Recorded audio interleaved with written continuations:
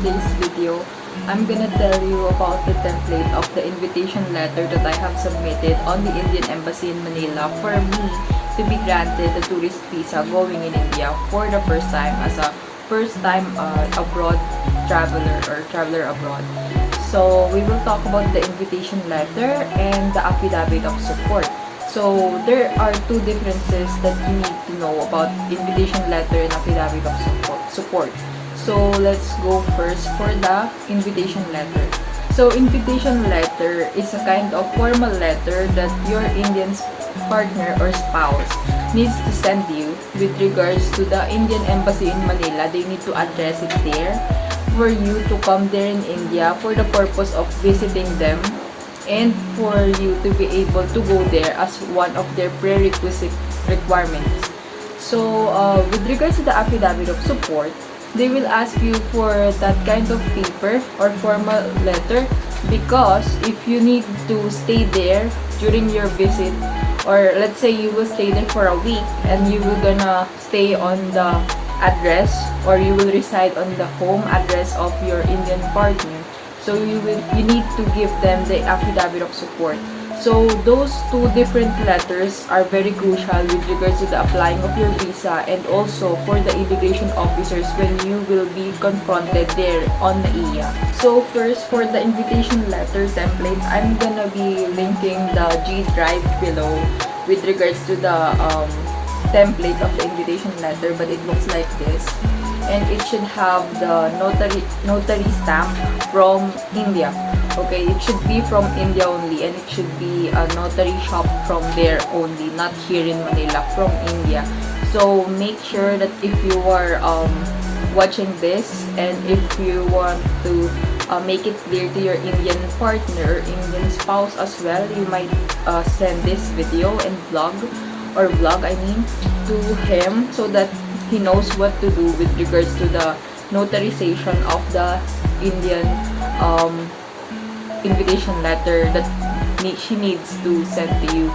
And also with regards to the affidavit of support, it also needs to be notarized by the notary shop there in India. And for the affidavit of support, it has another stamp which was came from subdivision magistrate, or also known as SDM, and MAIA, or Ministry of External Affairs. So there should be 3 stamps for the affidavit of support. So this stamps looks like this.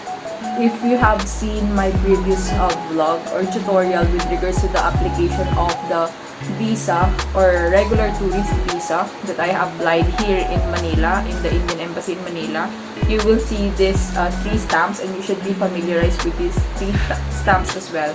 But if you haven't watched it yet, so kindly please click this link that I will gonna put here on this upper right corner here, and make sure that you have been watched or you watch it first before watching this vlog, because this is a continuation of that vlog. So for the affidavit of support, that letter states that your Indian spouse or partner is able to guarantee your welfare, your well-being while you are staying in a different country or in a foreign country. So the purpose of affidavit of support is to guarantee the immigration officers and the authorities that you will be fine living there or staying there for a period of time, that you will be safe, and to prevent human trafficking, and that you will not do any business there, and that you will gonna go there for the sole purpose of being a tourist or just by visiting someone like your Indian spouse or Indian partner. So the main important informations that you need to include with regards to the affidavit of support for the Indian partner of the Filipina. So you need to first put your passport number together with the passport number of the Filipina or Filipino, and your full name, both of you, and the reason why the Filipina would gonna go there in India. If the purpose is for marriage, state that there. If the reason is just for you to meet, state it as well. and also put the home address of the Indian national where the Filipina will reside during her stay there in India. Same goes with the Filipina of the address or the current address of the Filipina here in the Philippines.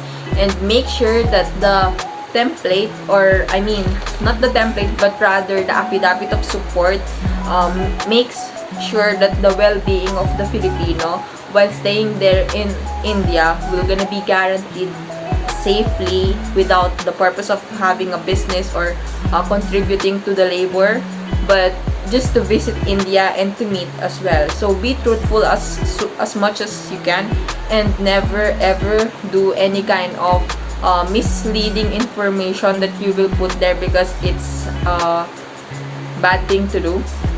I don't want you to have any kind of problem with regards to the template and for the letter, specifically the affidavit of support. So I just wanted to share our experience with regards to the affidavit of support when we go there in NAIA for the third time. So what happened there is that, for the just a backstory, a very brief backstory, because I'm gonna do a separate vlog for this so that you can review what we have done and see what will work for you when you go to the when you prepare your documents, and to prepare yourself on how you will showcase yourself during the interrogation there in the immigration at NAIA. So just a very brief backstory. Our first try at NAIA was last January 1st, so it's New Year. So we got offloaded on that time, and the second time that we didn't get offloaded on the second try, but that is the time that air has some kind of problem. Like they said, there is a traffic, like a lot of canceled flights had happened on that time. It also happened last February, if I'm not mistaken, or January as well. So yeah, so we have tried to go to India on Clark International Airport, but sad to say we didn't make it because there is this kind of air traffic jam. I don't know what happened on that day, but there is a problem on all of the airports on that time. So for the third time, to cut the story short, we went there on NAIA. We surpassed the long queue of all the OFWs who are there on the immigration department, immigration office, and for all of those interrogations that we have passed. I'm very glad, because that is the third time, and it's very, depressing for us to undergo all of those tragic documentation and the process of me being like married on the first place. That is very hectic. And the second part is you going to a different country. So what they have gave us is a piece of paper that it states that my Indian spouse, because we are already married on that time, because we first got married here in the Philippines before I go there in India. So the purpose of our visit there in India is for the purpose of marriage.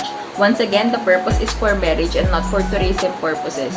So that's my reason for going in India with my mom.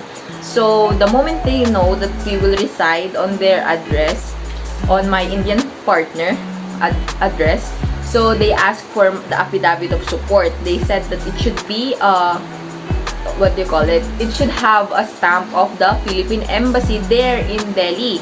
So my spouse, my Indian partner, don't have it on that time, and we are very afraid that we will gonna get offloaded again because of that affidavit of support that we don't have. So what they did is that gracefully and thankfully, the officer on that time is very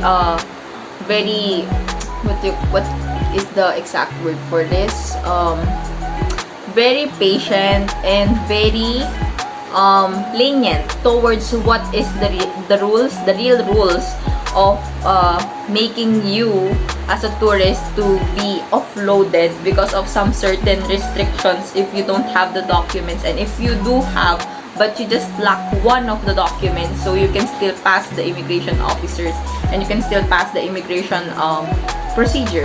So what happened is that they gave us this template, I will show you here, and they just let my Indian partner to sign it in front of the immigration officer, and I also signed the paper together with my mom, that it states there that he will gonna take good care of us when we are staying there, and that I will be residing together with him and my mom on the address of my Indian partner, which they base on the Indian passport as well. So that is one of the very important paper that you need to carry with you if you will be residing with your Indian partner, if you're gonna go there in India for whatever purpose it may serve you, may it be a tourist or may it be for the purpose of marriage. Because if you don't have hotel accommodations, itineraries, or any kind of bookings, so again, I will tell you and I will reiterate it again, that you cannot show an immigration officer with a dummy ticket for the return ticket, okay? Do not ever try to do that, because that is the worst thing that you will gonna tell or you will gonna show to the immigration officers, because trust me, they know if you are telling them the truth or if you were telling them a lie, and they know if you were giving them a dummy ticket or if you were giving a paid ticket that is real, okay? Same goes with the accommodations and hotel bookings. They know if it is only, you know, for, like, let's say there are some kind of accounts that you can see online that you can just pay like $2, $3 for that like a template that you have already booked this kind of accommodation when you get there, but the moment they see it, trust me, they know if it's booked or dummy. So don't do that.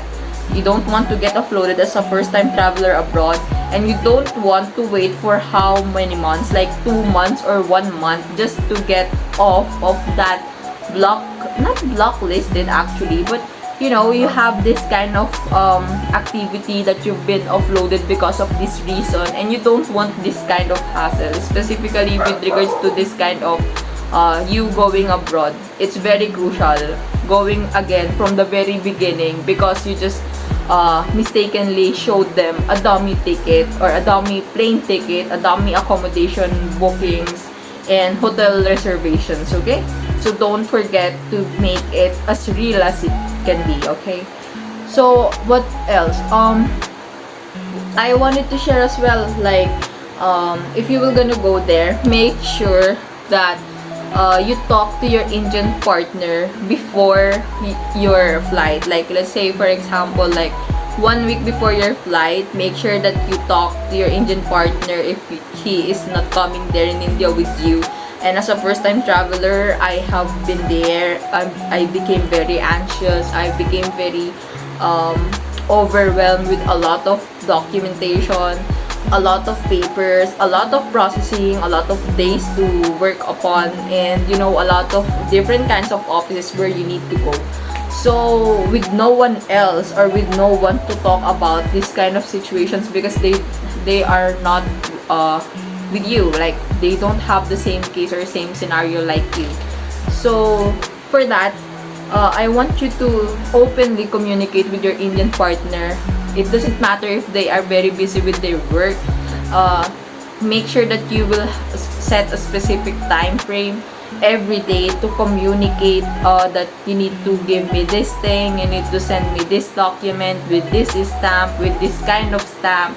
So I hope you learned a lot from this vlog, and I hope that it helps a lot of people who are also traveling abroad for the first time like me, and for all of those Vincol fam who is patiently waiting for this vlog for the templates of the affidavit of support and the invitation letter as well.